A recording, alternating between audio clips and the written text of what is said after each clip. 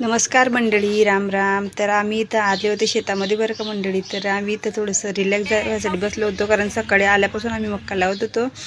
तर ह्या शेतामध्ये आम्ही मक्का लावत होतो ठिबकवरती. तर ठिबक चालू केली होती त्या ताईंनी, कारण एकदम कडक वाटत होतं ते. तर त्यासाठी तर शेजारच्या शेतात पण मक्का काढायचं मशीनचं आलेलं होतं मक्का काढायसाठी. तर ह्या ताईच्या हातात काटा घुसला होता वाटतं बरं का मंडळी. तर तरी काटा काढू लागल्या. तर आमच्या इथं मक्काला 13,000 रुपये क्विंटल भाव घेऊ लागले बरं का. तुमच्या इथे काय भाव आहे नक्की सांगा बरं का. तर असं वाकून मक्का लावावं लागतं बरं का.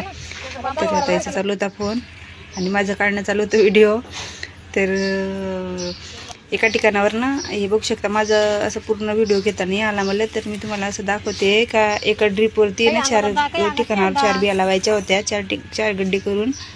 तर लय कंबर दुखते बरं का मंडळी, वाकून मक्का लावावं लागते ना दिवसभर त्याच्याने. तर त्याच्यानंतर आम्ही इथं आता बसलो होतो जेवण करायला बरं का. तर इथं आमचं झालेलं होतं जेवण.